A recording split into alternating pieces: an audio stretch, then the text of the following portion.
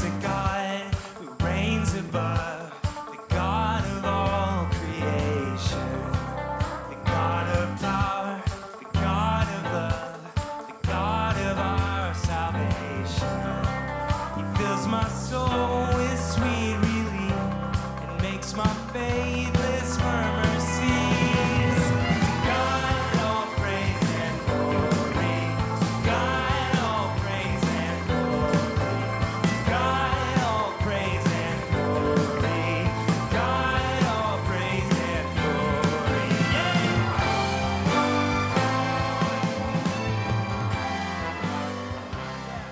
Well, welcome back to At the Table. Let me just say, first of all of you have been so generous in watching these videos and sharing them with people. That's been such a joy to be able to hear you on Sunday mornings and then throughout the week and what these videos have meant to you.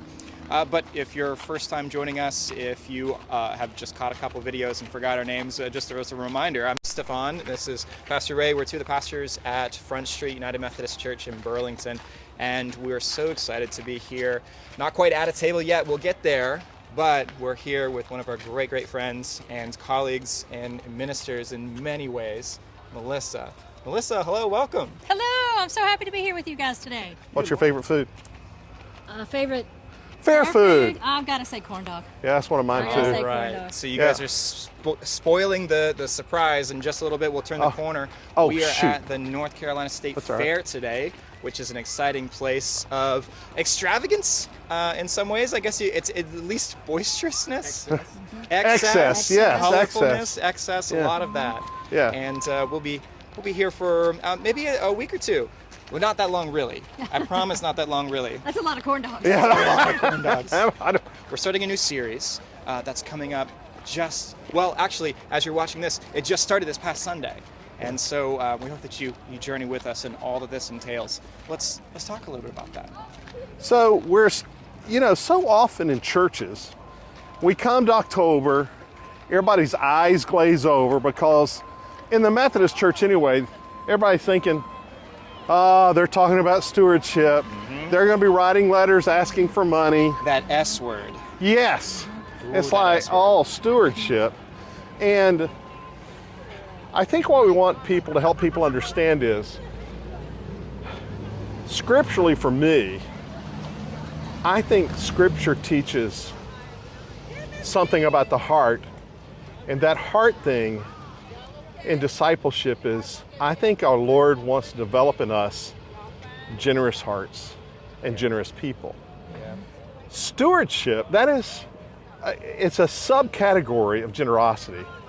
It means that I'm going to steward the resources, time, gifts, finances, whatever it is, stewardship, manage those as best I can for the reign and realm of God. But generosity is an overarching understanding of that, where I'm not asking the question, well, do I give out of my gross or my net? Because when we develop a generous heart as disciples, we just want to do more. With everything we are, we want to do more. And that's hopefully, maybe we can give people a little taste That's right. of that. Does that make sense to you I guys? think it does make a lot of sense. Melissa, I have a question for you because you're Melissa, but you're also the children's and often family minister of Front Street, and so you work with kids and family a lot. And I wonder which of those words that children are more natural to act into, stewardship or generosity. Oh, generosity without a doubt. Stewardship, I don't think has much meaning to them. We can teach them what it means, but they know what it means to be generous. Well, that, Yeah, without a doubt. you just, boom, light bulb. Yeah. Kids get generous. Kids are very generous. They get that. Yes. They're on it. It's almost natural for them. Yes. So they it's love. really the messed up version that we adults get. Oh, yeah. The stewardship Yeah. version of we're controlling. Kid, Wow. that is, okay, ding, ding, ding, ding, she wins the big stuffed animal. When we think about the typical church word stewardship, there is an element of that where it becomes mine, for me, and then there's an element of that, as you just reminded us of, there's also an element that is obligation. The thing is also with stewardship, when you think about it in terms of stewardship, You think about what I manage, what is mine, what can I afford to expend. There's limitations. There's automatic limitations. But if you look at stewardship as a subcategory of generosity, in other words, you have to be smart. God didn't tell you to put your brain in neutral. You need to think about your resources of time, gifting, money, all of that. You have to think about all of that and make wise decisions. And so that's the stewardship part. But if you skip over and you don't do the work of generosity, you're short-circuiting everything. You're not doing really what can change the world, starts with changing of you. And then, as the guy behind the camera reminded us, it changes relationships. It changes how we relate to one another, and also, my favorite word is transformation. You begin to see people's lives transformed. Yeah. And that's what you want to see. And I wonder if that's, well, it has to be part of what Jesus says, suffer little children to come unto me, because they get it. Oh, they do. They don't know anything but being generous, and they expect and understand that everyone's going to be generous, that you want to do that, So, I've seen folks, I know a family at a church that I'm serving, that I've served, not I am serving, but I've served. And somebody with this husband and wife invested in them and their education when they couldn't afford an education. Yeah. Well, as they were growing up, they just couldn't afford it. And somebody invested in them, someone that they knew well, that hey, he has the gifts and graces, we need to make sure he goes to college, we're going to help. Fast forward that 30 years, and a young woman, a young Hispanic woman who was brilliant, had put aside being able to go to college. Her family barely scraped by. She's the first generation stateside born, and she just knew her parents couldn't send her to college, and really she dismissed even applying. That man and woman, that man particularly that I just mentioned, that someone invested in him, who now holds a PhD, he contacted me. He said she has to go to college. So you know what they did? Instead of, hey, we want to send you to college, we contacted the university and said, you tell her if she applies, there is a scholarship that is available for her. Oh, wow. They paid her whole way. She still has no idea. She thinks it was a university scholarship, but that family, that's the difference. And I'm going to steward all my stuff and having a heart of generosity. And how? Because somebody invested generously in his life. That's the difference. And I don't know if I can afford to send somebody to college or whatever that is. Yeah. Their kids were grown, gone, got their education, and they said, this is what we can do. So that original gift of generosity affected so many more that we don't even know about yet. Think about if she has children one day, or their lives are forever transformed, lives that aren't even living yet. That's the difference. And stewardship, this is mine, I've got to watch it, got to be careful. There is some truth to that. Right. And developing a heart, a disciple's heart of abundance and of generosity and giving. And that's what we want people to look at in this season of giving, of harvest, that's the reason the church really got into this stewardship realm in the fall, is because it was a traditional harvest time. So I'm just a big fan of this whole conversation, and especially the way in which stewardship and moving from stewardship into generosity takes us from this picture of being a little bit of self-centered.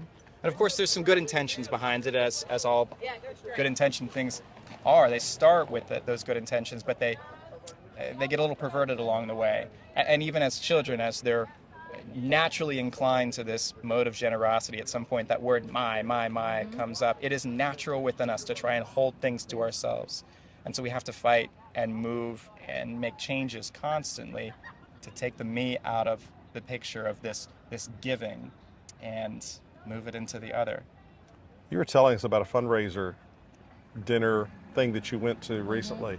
on our way over here, and how they didn't. Well, I'll let you tell the story. It was just different. Yeah, it was beautifully done, and I've been part of so many campaigns, so many stewardship campaigns, so many board raising money Yeah. for nonprofit campaigns. But this one was a little different. They did talk about the importance of giving to their organization, but they even named that.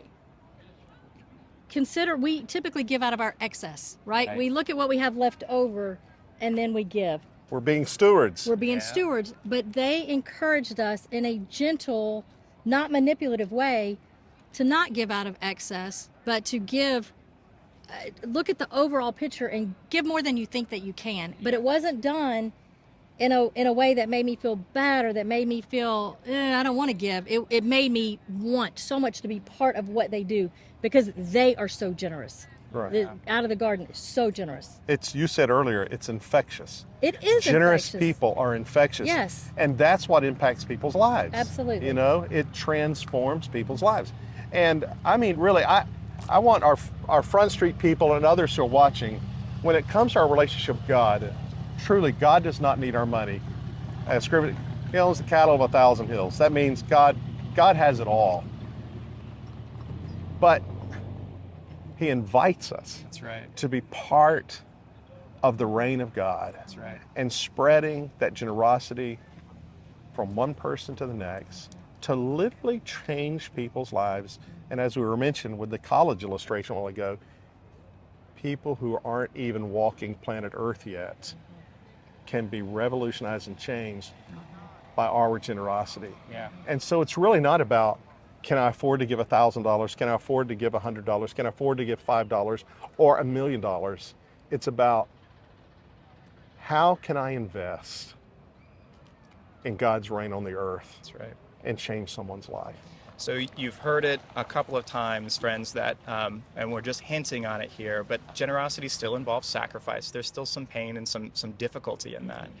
And yet, and as softly as we can in a short video, we'll give an invitation, if you will, to be a part of this change. And maybe at least a little bit for us at Front Street, it's changing that language from stewardship into generosity. Stewardship is a facet, but generosity is the goal.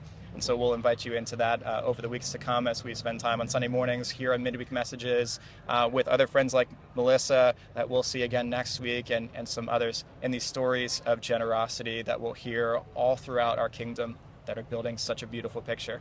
Now for us, I think our job is to Time to eat. head into the fair and We're gonna eat go a eat. generous amount of turkey leg maybe. And that's a good use of the Corn word, dog right? for me. I Yeah, do. yeah. Me Turkey too. legs are good. Thanks for watching. We will see you next time. La la la